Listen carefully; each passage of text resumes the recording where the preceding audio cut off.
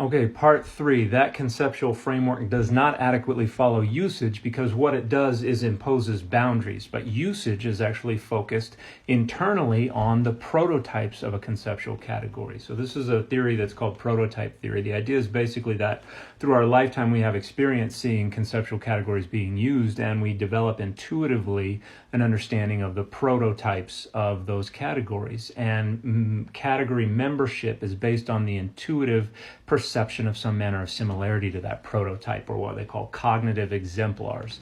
And that can be a functional similarity, it can be an essential similarity, it can be a wide variety of things. But intuitively, we do not distinguish categories based on boundaries. We distinguish based on the prototypes. The boundaries are actually not inherent or natural to the category. They form only when they run into others and we find a rhetorical need to establish some boundaries. And in those situations, it's usually pretty arbitrary. Okay, part 4, why delineation of categories is arbitrary. And I'm going to use fruit as an example. According to prototype theory, category membership is graded. That means you can have better members of a category and poorer members of a category.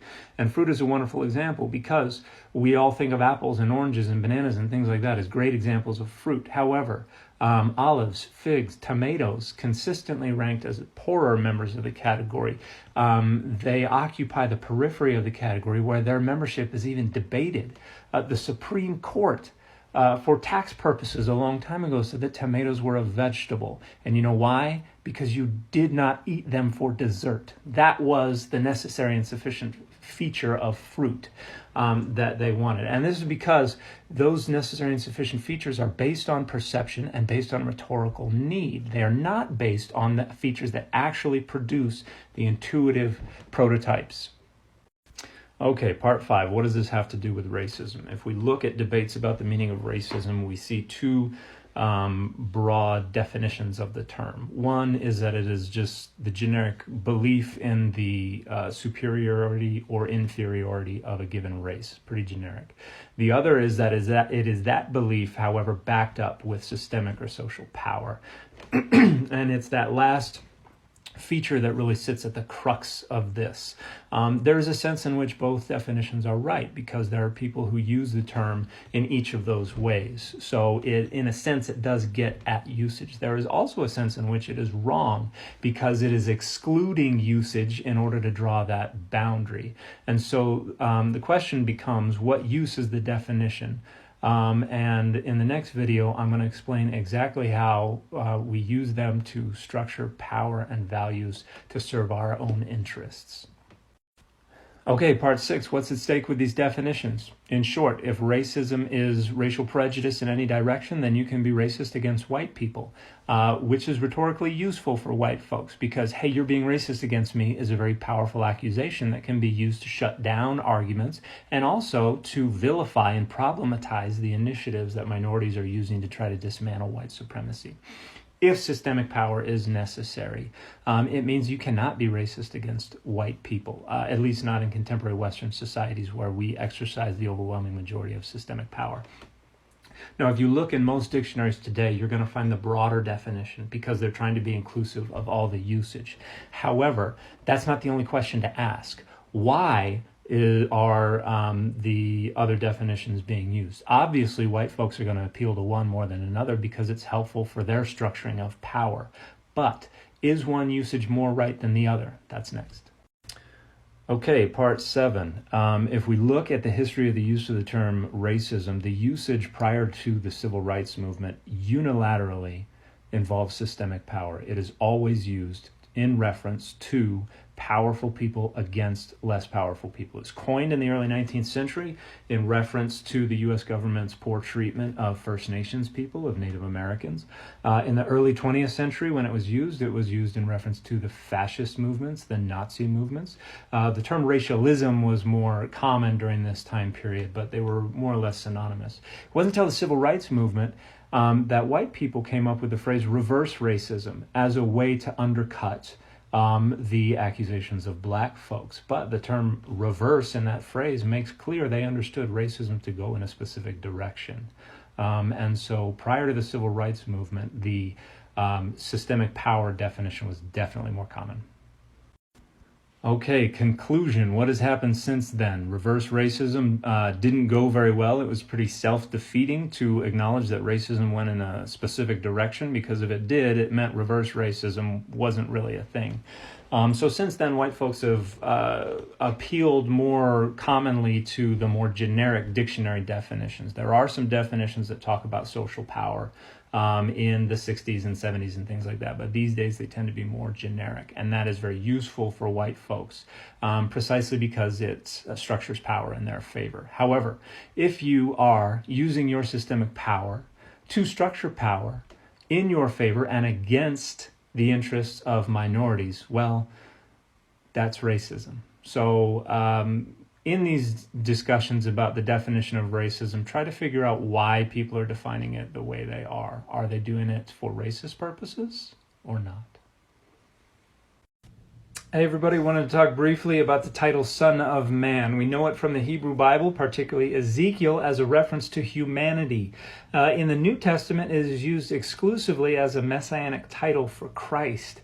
And in the book of Revelation, that title is actually conflated with features of the Ancient of Days. So somewhere along the way, it became a reference to a divine figure. And what happened? Well, it goes back to Daniel 7:13. That's where we get the tradition of the one like a son of man coming with the clouds of heaven and coming to the Ancient of Days.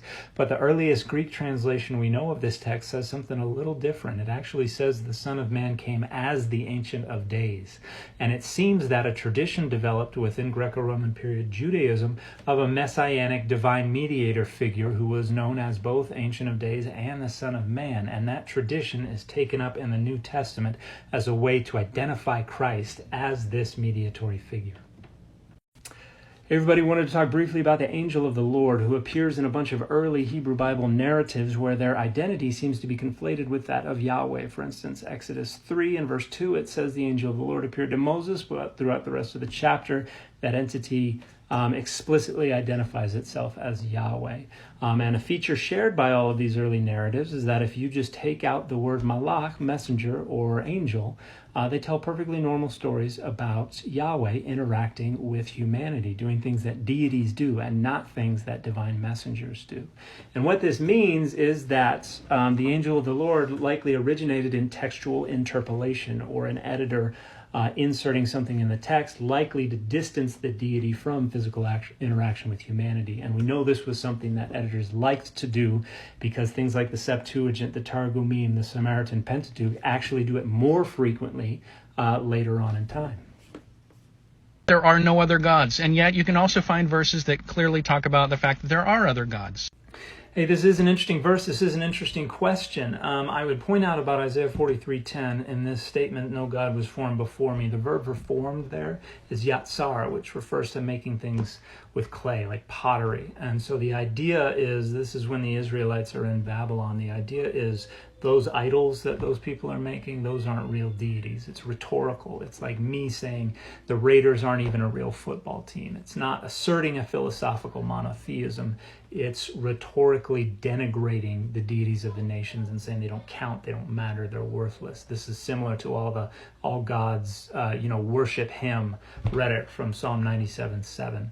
And so also before and after Deutero-Isaiah, you have countless reference to other deities that seem to presume their existence. So monotheism just isn't in the Bible. Hey everybody, wanted to take a slightly longer video to ask a question and then provide an answer to it. And the question is, what do you think the earliest version of any biblical text to which we have access is? I'm sure many of you know that the Dead Sea Scrolls, some of the fragmentary versions of the manuscripts date as early as around 250 BCE. But we actually have a text that is several centuries older than that. We have a text that goes all the way back to around the year 600 BCE. And this is the Ketef Hinnom scrolls. And they are 2 silver scrolls of different lengths that were rolled up tightly, and they're about an inch wide, and were put into a leather pouch. And they were discovered buried with someone in a tomb in a place called Ketef Hinnom, which is around the city of David.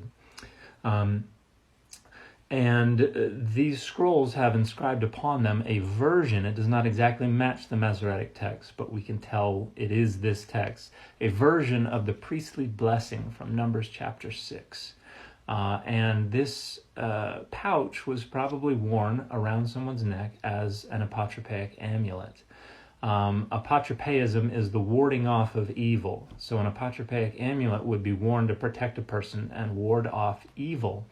And it was likely thought to be able to perform this function because the scrolls had inscribed multiple times upon them the divine name. And materializing the divine name was a way to presence the deity or make the deity's power present. Speaking the divine name is one way to materialize that. And this is likely one of the reasons that it was thought to be too sacred to speak, because to utter it was to materialize it, was to bring the divine presence to you. And you were only supposed to do that in certain circumstances because you needed a holy space in order to presence the divine. Textualizing it is another way to materialize it that is more permanent. And what that did was provided that person with a constant reminder of the divine presence, of that divine protection and blessing. It was probably buried with them in order to protect them throughout the afterlife as well. Divine names were very important to protect the deceased in a lot of different ways. And so I find this fascinating for two reasons, several reasons, but the two I'll mention are, one, that we have a version of the priestly blessing that we know was in circulation around the 7th century BCE. Probably not embedded within the broader macro narrative of the book of Numbers, and definitely not the Pentateuch, but there was some version of it in circulation. The other thing is that it was used, as with many other biblical texts, for purposes that we would now label magical. So, cool stuff.